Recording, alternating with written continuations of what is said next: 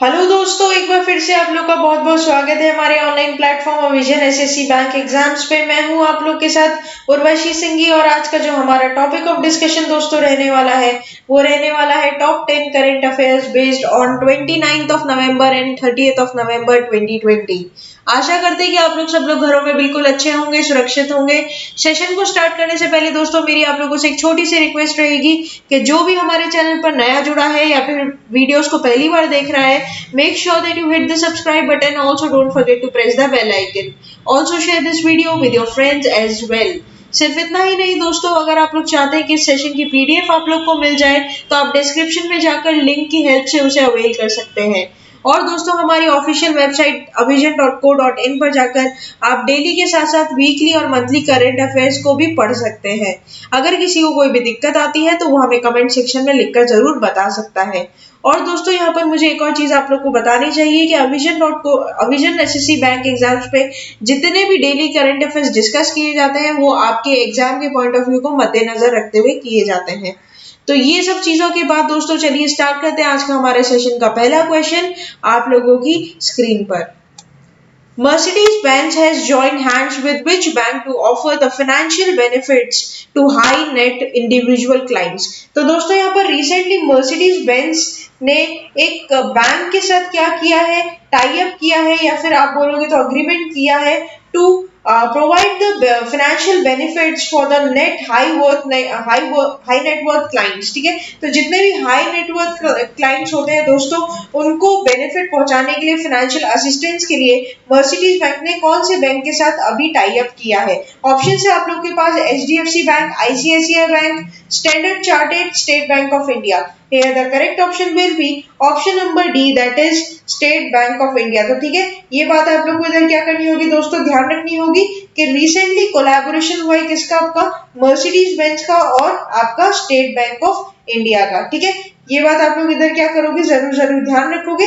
यहाँ पर ये चीज आप लोगों के एग्जाम पॉइंट ऑफ व्यू के लिए इंपॉर्टेंट रहेगी दोस्तों। साथ ही साथ अगर मैं बात करूँ आप लोगों के स्टेट बैंक ऑफ इंडिया के चेयरमैन का क्या नाम है, तो यहाँ पर स्टेट बैंक ऑफ इंडिया के जो चेयरमैन का नाम है दोस्तों, जो आप लोग को एग्जाम के व्यू से ध्यान रखना होगा, दैट इज रजनीश कुमार। ठीक है, ये बात आप लोग इधर क्या करोगे, ध्यान रखोगे। ठीक है, नहीं चलिए फिर हम लोग इसके बारे में पूरी डिटेलिंग लेते हैं, डिटेल क्या बोलना चाहता है ये इसके बारे में हम लोग यहाँ पर पूरा पढ़ लेते हैं। Mercedes Benz has joined hands with State Bank of India to offer the financial benefits to the leader and HNI customers, basically that is high net individual clients, right? The collaboration will give the luxury automobile manufacturer access to SBI HNI customer base, while the bank's customer will enjoy exclusive benefits at the time of booking a Mercedes-Benz car। तो दोस्तों यहाँ पर basically जब collaboration हो रहा है वो आपके मर्सिडीज बैंक और एसबीआई के बीच में हो रहा है। और यहाँ पर मैं आप लोगों को बताना चाहूँ कि यहाँ पर जो एसबीआई है वो बहुत ज्यादा अट्रैक्टिव आप लोगों को रेट ऑफ इंटरेस्ट के साथ लोन प्रोवाइड करेंगे, पहली बात तो। ठीक है, ये बात आप लोग इधर ध्यान रखना कि यहाँ पर जो लोन दिए जाएंगे वो एक बहुत ही अट्रैक्टिव रेट के ऊपर दिए जाएंगे। और बेसिकली ये जो लोन का टेन्योर रहेगा वो आपका 5 इयर्स तक का रहेगा। ये बात आप लोगों को इधर ध्यान रखनी है, या फिर उससे ज्यादा भी रह सकता है। इसी के साथ साथ दोस्तों ₹25,000 का भी एडिशनल बेनिफिट यहाँ पर प्रोवाइड करने की बात करी गई है। तो यहाँ पर 25,000 का एडिशनल बेनिफिट्स भी उन लोगों को मिलेगा जो कि रजिस्ट्रेशन करवाते हैं मर्सिडीज बेंज के लिए। और किसके द्वारा करवाते हैं, तो वो करवाएंगे आप लोगों का एसबीआई योनो के साथ। ठीक है, एसबीआई योनो प्लेटफॉर्म पे अगर आप लोग रजिस्ट्रेशन करवाते हो मर्सिडीज बेंज के लिए तो 25,000 का आपको फाइनेंशियल असिस्टेंस भी वहां पर दिया जाएगा। ठीक है, अच्छा उसके बाद अगर आप लोगों को मर्सिडीज बेंज खरीदने के लिए लोन की जरूरत है और एसबीआई से लोन लेना है तो आपको एसबीआई योनो के द्वारा ही लेना पड़ेगा। वहां पर आपको रजिस्ट्रेशन करवाना पड़ेगा और उसके बाद आपका लोन सैंक्शन होगा दोस्तों। ठीक है, अगर आप लोग पूरी एलिजिबिलिटी क्राइटेरिया में आ जाते हो तो यहाँ से फिर आप लोग को लोन क्या कर दिया जाएगा, प्रोवाइड कर दिया जाएगा। The customer need to produce online booking confirmation and SBI loan sanction letter of Mercedes-Benz dealership to avail the benefits, right? तो यहाँ पर अगर आप लोग को लोन चाहिए तो आप SBI योनो पर जाकर क्या कर सकते हो, सारी डिटेलिंग भर सकते हो और उसके बाद क्या हो जाएगा, आप लोगों का डीलरशिप आप लोगों को बेनिफिट्स अवेल करवा देगा। ठीक है, ये बात आप लोग को इधर ध्यान रखनी होगी। The financial benefits include attractive rate, जैसे कि मैंने आप लोग को पहले भी बताया, with a tenure up to 5 years and offers to the processing fee.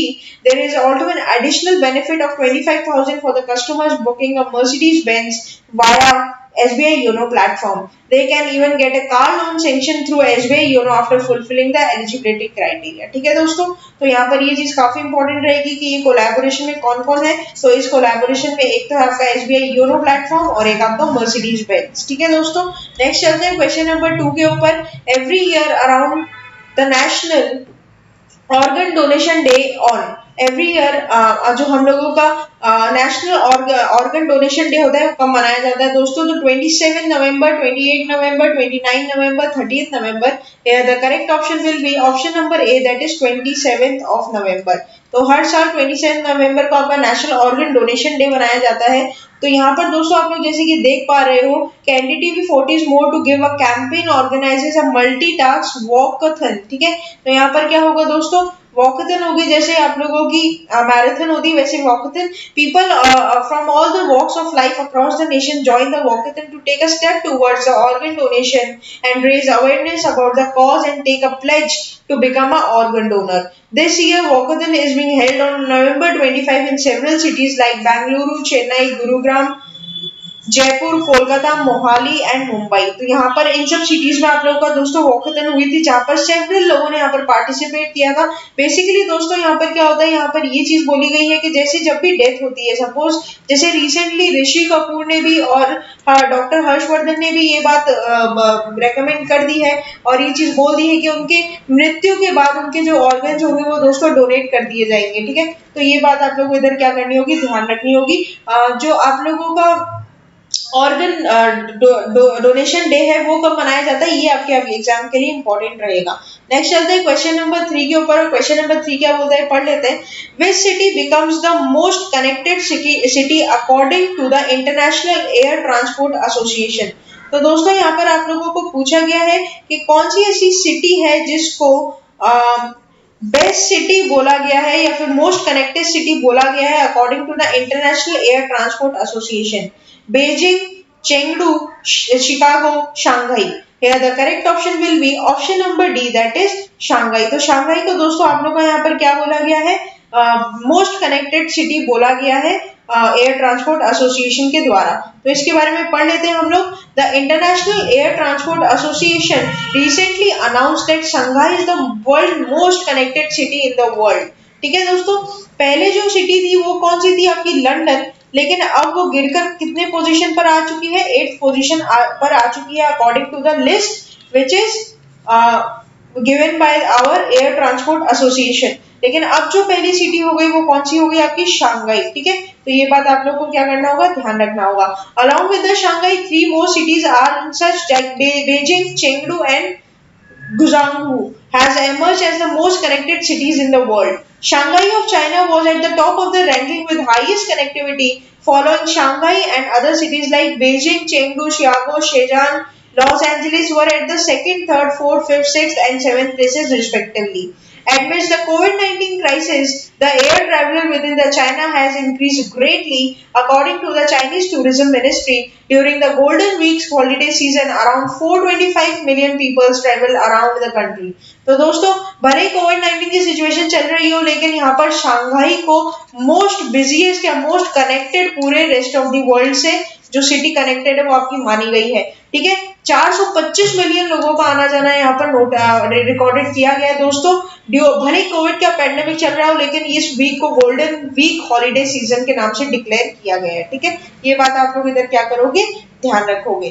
Next चलते हैं क्वेश्चन नंबर 4 के ऊपर। अमंग द फॉलोइंग, ये आप लोगों के लिए काफी इंपॉर्टेंट रह सकता है दोस्तों।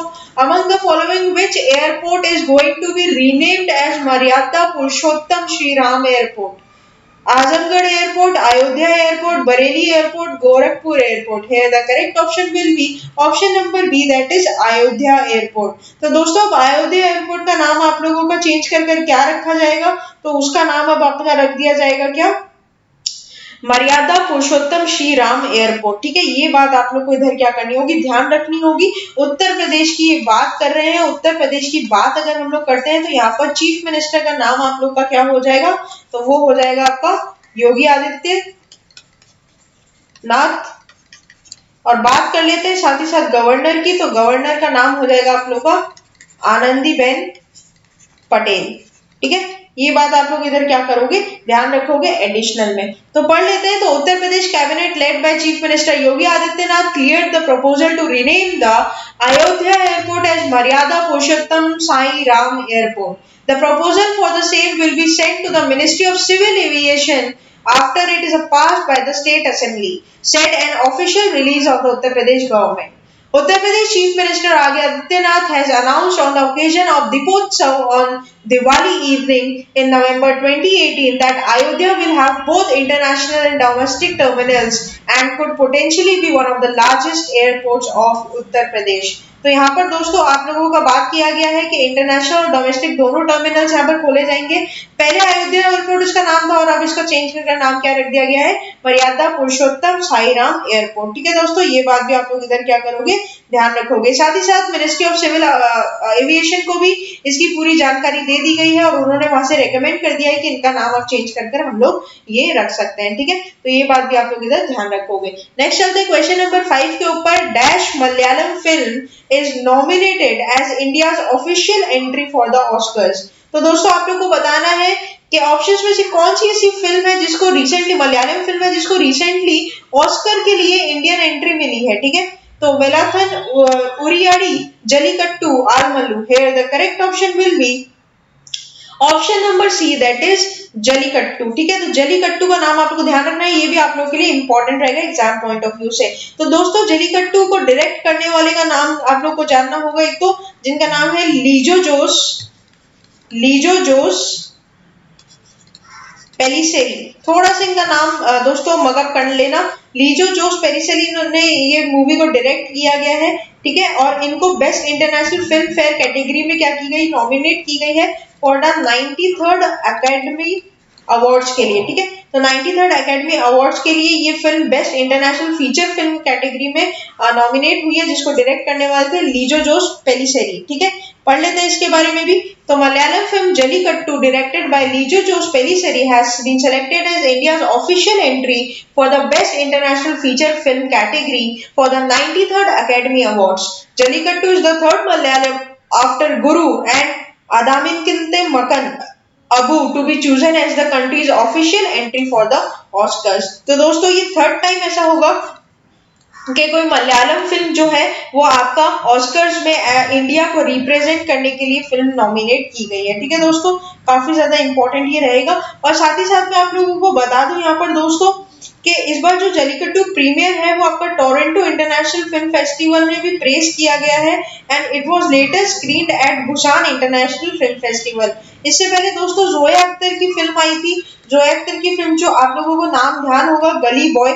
अगर आप लोग हमारे करंट अफेयर्स को सेशंस को फॉलो करते हैं तो दोस्तों आप लोग को पता होगा गली बॉय को भी जो आप लोगों का स्टारिंग था रणवीर सिंह और आलिया भट्ट की मूवी, इनको भी India entry for the Oscars का सम्मान दिया गया था दोस्तों। तो ये बात भी आप लोग इधर ध्यान रखना। ठीक है, तो जैसे कि आप लोग को पता है कि सारी चीजें यहाँ पर करंट अफेयर्स में हम लोग डिस्कस करते हुए चलते हैं, तो इसीलिए आप चैनल को तुरंत ही सब्सक्राइब कर लीजिए ताकि आप कोई भी रीसेंट अपडेटेड न्यूज से पीछे ना रह जाए दोस्तों।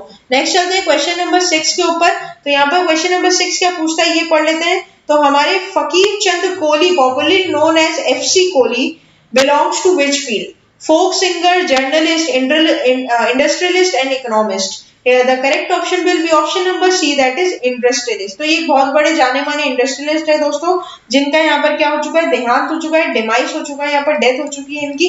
और भी चीज आपके एग्जाम में क्वेश्चन जरूर बनाती है। आजकल दोस्तों देखा जा रहा है कि एग्जाम्स में जो करंट अफेयर्स का दबदबा है वो काफी ज्यादा है, काफी ज्यादा वेटेज रखता है, काफी क्वेश्चंस करंट अफेयर से पूछा जाता है। इवन दोस्तों आप लोगों के इंटरव्यू पैनल में भी आप लोगों से कई इंटरेक्शन हो सकते हैं करंट अफेयर्स को लेकर। तो इसलिए जब भी आपका एग्जाम होता है उससे 6 to 8 मंथ्स के जो करंट अफेयर्स हैं वो आप लोगों को अपने टिप्स पर रखने होंगे और इसके लिए आपको कहीं और जाने की जरूरत नहीं है। अविजन SSC बैंक एग्जाम्स के साथ जुड़ जाइए और अपनी प्रिपरेशन को और मजबूत कर लीजिए। Founder of Tata consultancy services फकीर Chand Kohli, better known as father of Indian IT industry, passed away. Besides being the founder, he was also the first CEO of TCS, which is important. Kohli was also worked for the Deputy General Manager of Tata Power Company and was the Chairman for the Board of Governors of College of Engineering, Pune. A visionary and the pioneer by nature, he was a recipient of Padma Bhushan for the government of India also. तो यहाँ पर इनको Padma Bhushan award से भी दोस्तों सम्मानित किया गया है। नेक्स्ट चलते हैं क्वेश्चन नंबर 7 के ऊपर।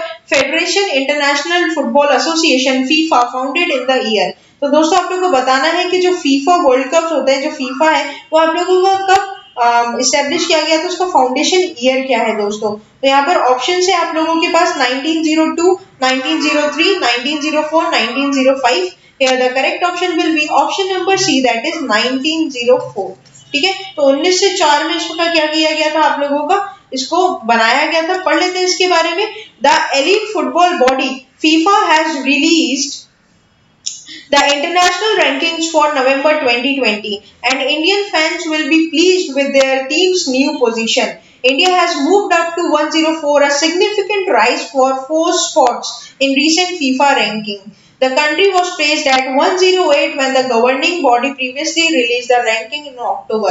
तो यहाँ पर दोस्तों हमारी जो रैंक है वो 108 से बढ़कर कितनी हो गई है, 104 अब हो गई है। ठीक है, तो यहाँ पर जैसे कि आप लोग देख भी पा रहे हो, India rise to 4 spots of 104 in the latest FIFA ranking. ठीक है, ये बात आप लोग इधर क्या करोगे, ध्यान रखोगे। और बेल्जियम की अगर बात कर ले तो बेल्जियम अभी भी इस रैंकिंग में लीड कर रहा है, फॉलोड बाय द बेल्जियम जो है वो आज भी नंबर 1 पर आ रहा है दोस्तों अकॉर्डिंग टू फीफा रैंकिंग। और उसके बाद जो आता है वो आपका आता है फ्रांस, फ्रांस के बाद आपका आता है ब्राजील, ब्राजील के बाद अगर बात करेंगे तो यहाँ पर आता है आप लोगों का इंग्लैंड, इंग्लैंड के बाद में अगर बात करें तो आता है आपका पोर्टुगल, और पोर्टुगल के बारे में बाद में अगर बात करें तो फिर आता है आपका स्पेन। ठीक है, ये बात आप लोग इधर क्या करोगे, ध्यान रखोगे। इवन मेक्सिको और इटली भी आप लोगों का टॉप 10 में आता है दोस्तों। अगर मैं बात करूं आप लोगों से फीफा की, और फीफा का कुछ और एडिशनल बातें मैं आप लोगों को यहाँ पर बताना चाहूँ, तो यहाँ पर इसके सबसे पहले तो प्रेसिडेंट का नाम आप लोगों को ध्यान रखना चाहिए। तो यहाँ पर इनका प्रेसिडेंट का नाम हो जाएगा दोस्तों आप लोगों का गिनानी इन्फेंटिनो।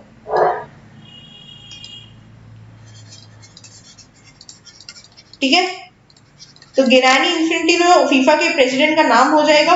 फाउंडेड ही कब हुआ, तो ये बात अपन लोगों ने कर ली। तो ये इसको फाउंड किया गया था 21 मई 1904 में, और इनका जो हेडक्वार्टर है दोस्तों ये आप लोगों को मिलेगा ज्यूरिख स्विट्जरलैंड में। ठीक है, ये बात आप लोग इधर क्या करोगे, ध्यान रखोगे। नेक्स्ट चलते हैं क्वेश्चन नंबर 8 के ऊपर। Who launched the India climate change knowledge portal. किसने रिसेंटली अभी दोस्तों लॉन्च किया है India climate change knowledge portal. Option है आप लोग के पास Narendra Modi, Prakash Javadekar, M Venkaiah Naidu, JP Nadda. Here the correct option will be option number B, that is Prakash Javadekar. ठीक है, तो पढ़ लेते हैं। तो minister of environment, forest and climate change Prakash Javadekar has launched the India climate change knowledge portal. तो इस पोर्टल में दोस्तों basically we will have the major steps of the government is taking a both national and international level to address the climate changes issue. Portal will be single point information resources that provides information on different climate initiatives taken by various lines of ministers, enabling users to assess the status on these initiatives। ठीक है, तो यहाँ पर जो exam point of view के लिए आप लोग को ध्यान रखना है कि ये पोर्टल को लॉन्च किसके द्वारा किया गया है। तो इसको लॉन्च किया गया है हमारे minister of environment, forest and climate change के द्वारा, दैट इज प्रकाश जी जावड़ेकर। ठीक है, नेक्स्ट चलते हैं क्वेश्चन नंबर 9 के ऊपर। और क्वेश्चन नंबर 9 क्या बोलता है ये देख लेते हैं। तो यहाँ पर दोस्तों क्वेश्चन पूछता है, union minister Nitin Gadkari inaugurated and laid the foundation stones of 16 national highway projects worth rupees। ठीक है, तो यहाँ पर कितना की वर्थ है कि आप लोगों को यहाँ पर 16 नेशनल हाईवे का इनॉग्रेशन किया गया है, किसके द्वारा, नितिन जयराम गडकरी के द्वारा, जो कि हमारे क्या है, यूनियन मिनिस्टर। राइट, तो यूनियन मिनिस्टर यहाँ पर ऑप्शन है आप लोगों के पास 7,450 crore, 7,477 crore, 7,700 crore and 7,840 crore. Here the correct option will be option number B, that is 7,477 crore. ठीक है दोस्तों, ये बात आप लोग इधर क्या करोगे, ध्यान रखोगे। तो यहाँ पर union minister Nitin Gadkari inaugurated and laid the foundation stones of 16 national highway projects worth rupees 7,477 crore rupees in Uttar Pradesh yesterday. Chief Minister Yogi Adityanath was also present at a virtual function. These roads project worth rupees 505 kilometers will enhance better connectivity, convenience and economic growth in the state. Speaking on the occasion, Mr. Gadkari said the national highways work worth 2 lakh crore rupees are being taken up in UP. Thanking the central government, the chief minister and the national highways work done in the state for last 6 years is more than what was done in 65 years after independence. तो दोस्तों बोलते हैं कि यहाँ पर 6 सालों में जितना काम हो रहा है उतना 65 सालों में भी नहीं हो पाया आफ्टर द इंडिपेंडेंस। तो यहाँ पर दोस्तों 16 हाईवेज का आप लोगों का इनॉग्रेशन किया गया है, किसके द्वारा? नितिन जयराम गडकरी के द्वारा। और यहाँ पर जो पैसे लगे हैं वो 77 करोड़ लगे हुए हैं पूरा इसमें। और ये जो बनेगा ये 505 किलोमीटर्स की यहाँ पर रेडियस दिखाई जाएगी, लेंथ दिखाई जाएगी रोड्स की, ठीक है। तो ये बात आप लोग इधर क्या करोगे, ध्यान रखोगे। कुछ ऐसी आप लोगों को स्टैट्स है दोस्तों को जो याद रखने पड़ेंगे, मगअप करके रखने पड़ेंगे, क्योंकि एग्जाम्स में आप लोगों को इस पे क्वेश्चन पूछा जा सकता है। नेक्स्ट चलते हैं question number 10 and the very last question of this session. James Wolfensohn served as a president for the world war for how many years. तो यहाँ पर दोस्तों आप लोगों से पूछा जा रहा है कि जेम्स वॉल्फिंसन जो है उन्होंने प्रेसिडेंटशिप निभाई है कब आपकी वर्ल्ड बैंक की, कितने सालों तक? 10 साल, 12 साल, 15 साल, 18 साल। The correct option will be option number A, that is 10 years, ठीक है। तो 10 साल तक ये लोग क्या थे, आपके प्रेसिडेंट रह चुके हैं, किसके? वर्ल्ड बैंक के। तो पढ़ लेते हैं एक बार। James Wolfensohn who served as a president of world bank for 10 years and was a guiding force for a couple of most well-known cultural institutions in US has died। तो यहाँ पर ये क्या हो रहा है दोस्तों, इनकी भी क्या हो चुकी है, डेथ हो चुकी है, डिमाइस हो चुका है। He was 86 years of age। Wolfenson died Wednesday at his home in Manhattan, according to the Institute of Advanced Study, where he had a past chair on the board. His son and of his 2 daughters also confirmed his death in media reports। तो यहाँ पर दोस्तों इनका क्या हो चुका है, death हो चुका है, डिमाइस हो चुका है। तो ये बात भी आप लोग इधर क्या करोगे कि फॉर्मर वर्ल्ड बैंक के जो प्रेसिडेंट है आपके जेम्स वॉल्फिंसन, इनका क्या हो चुका है, आप लोगों का देहांत हो चुका है दोस्तों, ठीक है।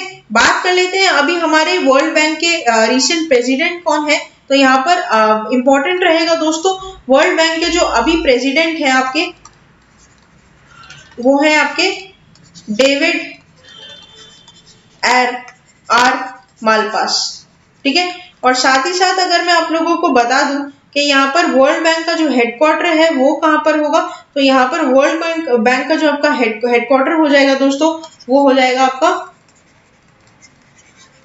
वॉशिंगटन डीसी, यूनाइटेड स्टेट्स, ठीक है। ये बात भी ध्यान रखना। और दोस्तों आईएमएफ और वर्ल्ड बैंक को एक बात और यहाँ पर बता दूं मैं आप लोग को एक्स्ट्रा में, आईएमएफ और वर्ल्ड बैंक को आप लोग आईबीआरडी के नाम से भी जानेंगे, ठीक है। तो वर्ल्ड बैंक और आईबीआरडी जो है इनको आप लोग एक नाम से जानते हो, that is known as Bretton Wood twins, ठीक है। तो ये बात आप लोग इधर क्या करोगे, ध्यान रखोगे दोस्तों। ये एक्स्ट्रास की कुछ चीजें थी जो आप लोगों को नॉलेज में रखनी होगी एग्जाम पॉइंट ऑफ व्यू से। तो ये था पूरा हमारा टॉप 10 करंट अफेयर्स का सेशन। आशा करते हैं कि सेशन आप लोग को अच्छा लगा होगा। सेशन अच्छा लगा है तो लाइक करना मत भूलिएगा, चैनल को आप लोग तुरंत ही सब्सक्राइब कर लीजिए और इन वीडियोस को आप लोग अपने दोस्तों के साथ, रिलेटिव्स के साथ या फिर आगे आने वाले जितने भी एग्जाम एस्पिरेंट्स है या फिर जो कि गवर्नमेंट एग्जाम्स के लिए प्रिपेयर कर रहे हैं उनके साथ भी जरूर शेयर कीजिए, ताकि ज्यादा से ज्यादा को इन वीडियोस का फायदा हो सके। तब तक के लिए बने रहिए हमारे साथ। Thank you so much and have a nice day.